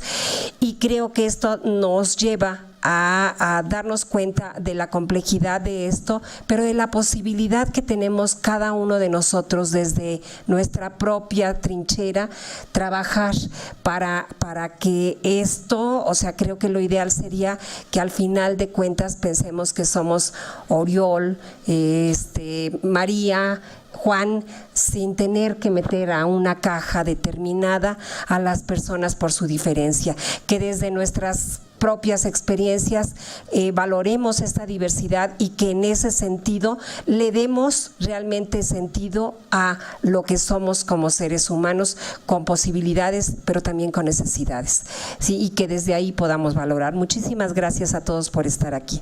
Muchas gracias, Alicia. No es nada sencillo.